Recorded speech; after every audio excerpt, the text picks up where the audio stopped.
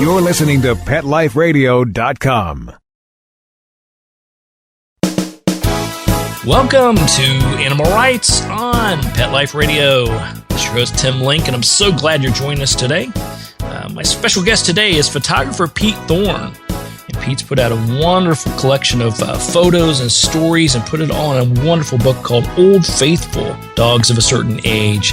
And it's just a brilliant piece of work. So we're going to talk to Pete a little bit about how the project came about, talk to him a little bit about some of the dogs, talk to him about life lessons, and obviously how he tied it all together in the book. So it's going to be a fun time with Pete Thorne. Talk to him about Old Faithful. So everybody hang tight. We're going to come right back after these commercial breaks. You're listening to Animal Rights on Pet Life Radio. Sit. Stay. We'll be right back after a short pause. Well, 4 to be exact. At Red Barn, our pet food ingredients work overtime. They aren't just there for show. Dandelion greens work to maintain a healthy digestive system. Salmon oil works to enhance the immune system. Green-lipped mussels work to support joint health. These hard-working ingredients support your dog's active, healthy life. Look at the label. We want you to. Red Barn Naturals Pet Food. Simply the best. Find it in your local pet specialty store. Try our grain-free stews. The only pet food with Red Barn bully sticks. Let's talk pets on PetLifeRadio.com. Welcome back to Animal Rights on Pet Life Radio. It's your host, Tim Link, and joining me now is photographer Pete Thorne.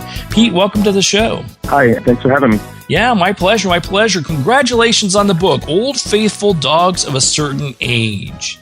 Tell us a little bit about the book, first of all. Well, the book is a collection of portraits of senior dogs and combined with little stories and anecdotes and thoughts and feelings about the dogs from the pet owners themselves. There you go. In the book, I mean, it's just beautifully how you put it together, because when I take a look at it, you've got the photos of the dogs, and it really captures their essence, I believe. And we're talking about dogs that typically, I don't know, do you have any younger than 10 years in here, Pete? Depends on the breed. So I think there's maybe a boxer or a Dane that's a little under 10 years. But yeah, for the most part, they're all well into their golden years. That's right. Yeah, I see some of them. Rhodey's 18 years old, a Dachshund, so they definitely have a lot of wisdom in them. Now, how did the book come about, Pete? Originally, I became interested in the idea of photographing elderly subjects 2 years ago after attending my grandmother's 100th birthday party. I went and photographed that party, and I became interested in the idea of exploring elderly subjects. And I guess in a roundabout way, I just took my love of dogs, and I realized that there's been sort of something missing in terms of representation of dogs, of older dogs. Often they're passed over in favor of young dogs in media and just general attention. And I thought it was, maybe their turn to be put in the spotlight. So I started postering around my city and my neighborhood, and almost right away the response has been really overwhelming. So it's basically just posting in local newspaper ads or just signs around town letting people know that you're interested in photographing their senior dogs? Yes, signs on public bulletin boards. I visited a number of vets, and it was just a really simple sign. It just said, do you have a really old dog? I'm a photographer interested in photographing portraits of senior dogs.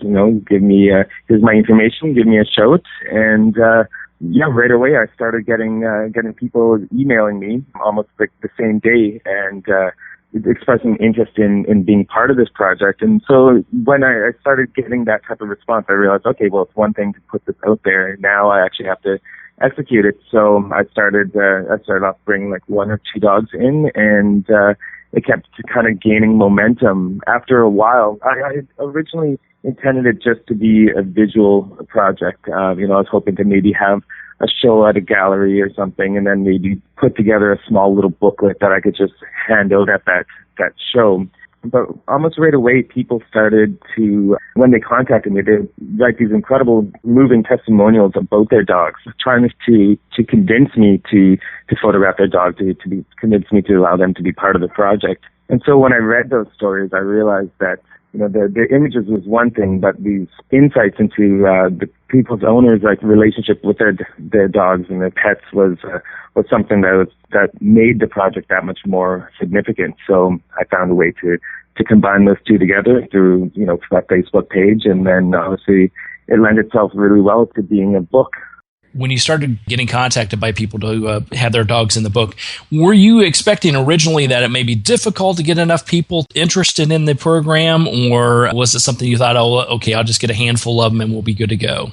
Yeah, I originally, like I said, just because it was meant to be just a small little, like literally a pet project of mine, I was just looking for maybe 20 or so, sort of looking for really old dogs, like a lot of telltale signs of aging, so the chipped and missing teeth, the milky eyes, obviously the gray muzzle and the white eyebrows. And I meant it to be something just sort of visually arresting, these shots of kind of almost haggard-looking old dogs, and then it's almost, the project sort of just developed. It started becoming something a lot more by combining the text with it, and I just sort of kept going. I think I shot probably around 30 or 40 dogs that one summer, and then in October I had sent just an email to a favorite online photo blog, just saying, hey guys, this is a little project I'm doing. I thought you might be interested in it, as because they do sort of show off other photographers' works. And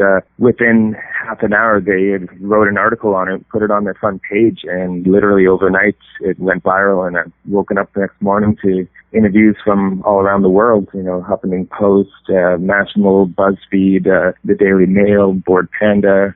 I could go on, but then after that, obviously, I started getting requests from people all around the world to come and photograph their dogs. So sort of just snowballed from there.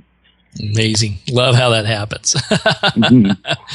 So the project itself, when you had to narrow it down, because I'm assuming you went with just a handful, as you said, and then it exploded from there.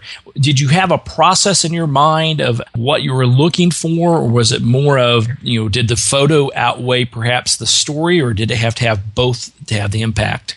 Definitely the impact of both the story and the image. But I think one of the main deciding factors was also just the breed. So, every dog lover has their favorite breed. And so I wanted to have as good of a representation of them throughout the book as possible. So anybody that's going through and they're, say, rooting for Team Dachshund are going to look for that dog, or, if they're into the Danes or Pit Bulls, So I wanted to have as many different types of dogs represented as possible. So, and also I needed to, because I ended up signing this book deal, what I was hoping would take me, say, 8 months of shooting suddenly turned into, like, we want to get this done in 2 months' time so that we could, have it available for this coming holiday season. This was last year at this time.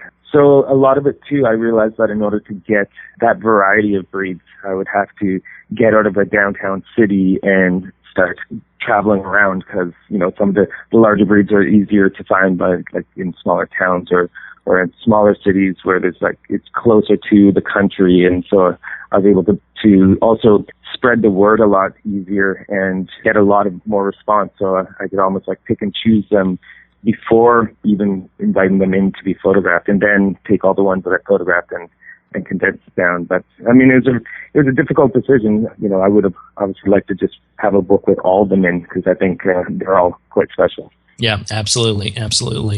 The thing that really stood out with me in the book is the fact that, not only is it the story's great and the photos are fantastic, but the uniqueness of the photos. I think you really captured the essence of these animals, because these, as you said, these are not only the gray, in their senior years, the gray muzzled dogs that are all happy and jovial and got funny faces that you often see on the internet. These are animals that have a lot to say and have seen a lot and been around the world, we'll say, in essence. So some of them, it's not just the smiley happy, it's the wisdom behind it. Yeah. Well, I think that comes from my background training as a photographer, as a fine art photographer. I was always interested in portraiture, and I actually never really photographed any animals before this project. I sort of applied how I would go about photographing a person and applied it to a dog. So, the images are very sort of traditional portrait style. They're all kind of head and shoulders. I'm really just, wanting to challenge the viewer to look these dogs, right in the eyes, or in some cases, these dogs are blind or they only have one eye, but, just look at them in the face and really consider not the effects of aging, but the signs of aging on the face, like that there are kind of, their life stories are kind of written all over them. And yeah, there's a lot. I didn't want to just go with sort of the really cutesy, tongue hanging out type of dog portraits that are kind of popular right now. I really just wanted to show like these dogs as being stoic and sort of very proud and, a really kind of respectful image.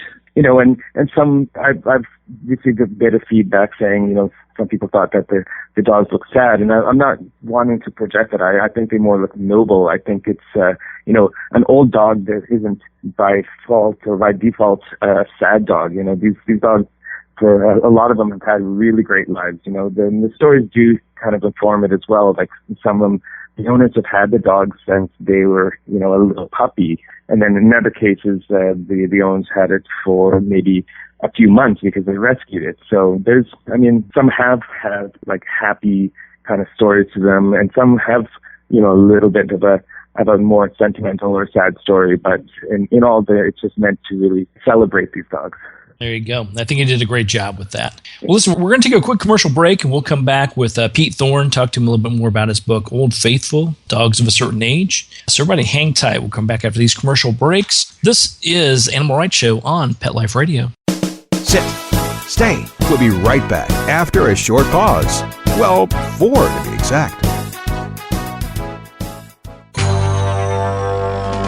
It's DesignerPetSweaters.com. Hand-knitted designer sweaters for your precious pup or cool cat. Beautiful couture patterns for your pets, including custom-knitted formal wear, casual wear, yachting, and even sports-themed. Many designer pet sweaters include feathered tammy hats, top hats, and a lot of sparkle. Each sweater includes leg loops, front paw sleeves, and leash opening. Visit DesignerPetSweaters.com to order your 4-legged fashions today. Your pets will stay warm for the winter and be runway ready. Large or small, we fit them all. DesignerPetSweaters.com.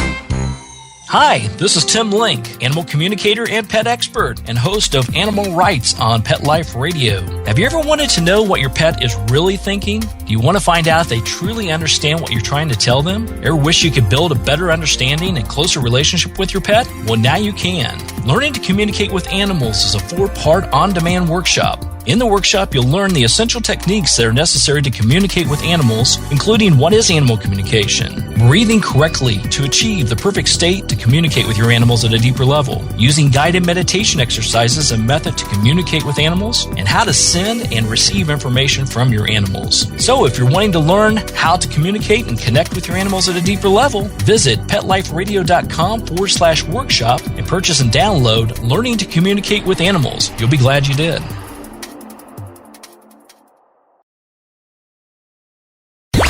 Let's talk pets. Let's talk pets On Pet Life Radio. Pet Life Radio. PetLifeRadio.com. Welcome back to Animal Rights on Pet Life Radio.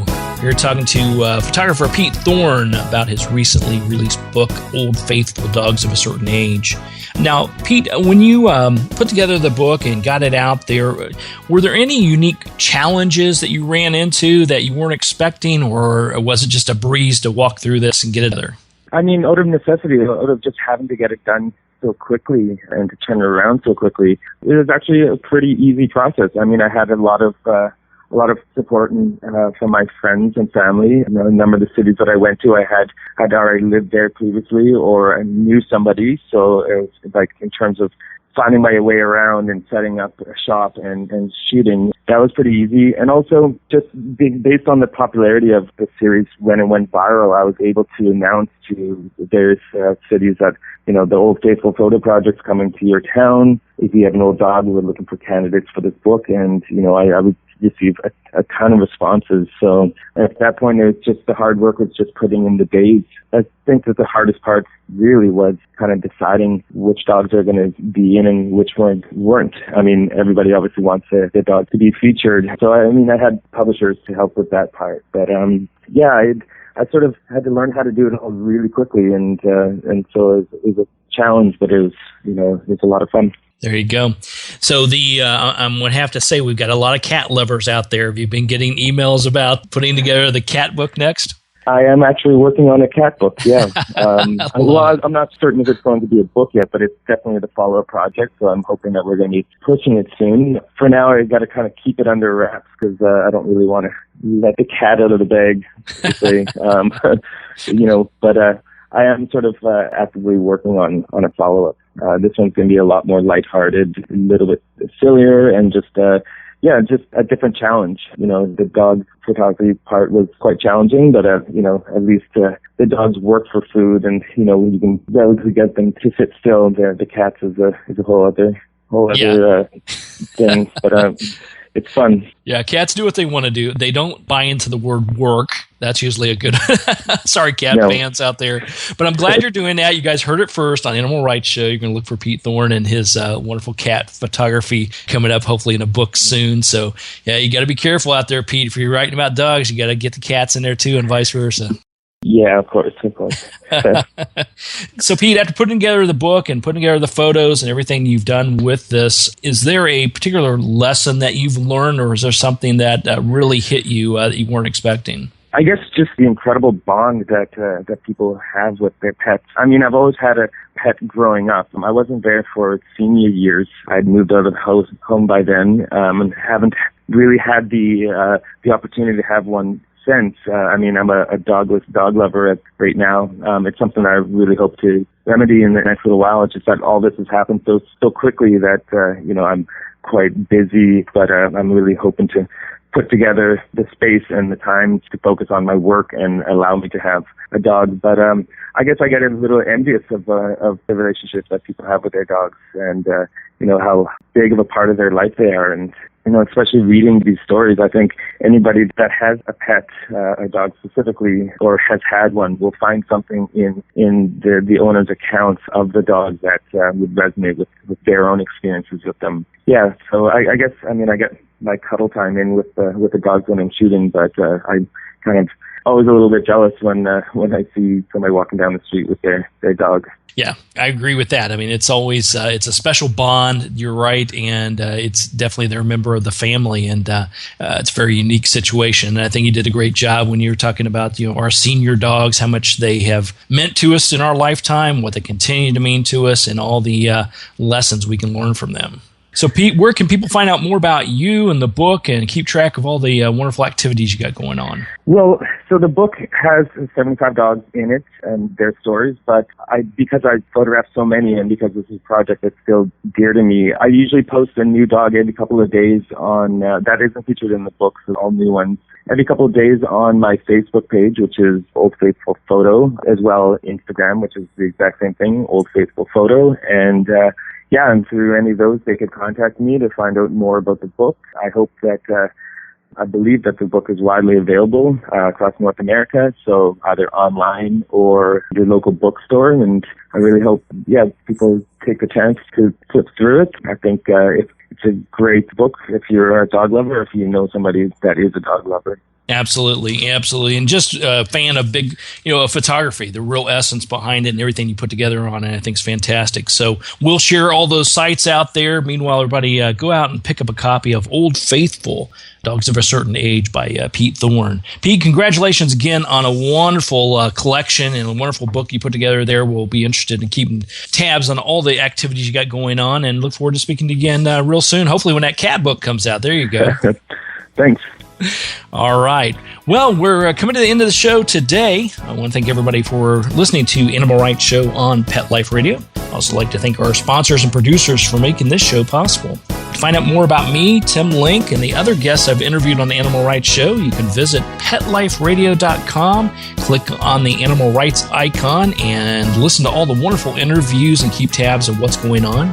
And while you're there, make sure you check out all the other wonderful hosts and shows on the network, which is PetLifeRadio.com. If you have any questions for me, comments, or ideas for the show, you can email me. Email me at tim@PetLifeRadio.com, and I'll be glad to answer your questions, entertain your comments, and bring on the people you want to hear from most. So until next time, write a great story about the animals in your life.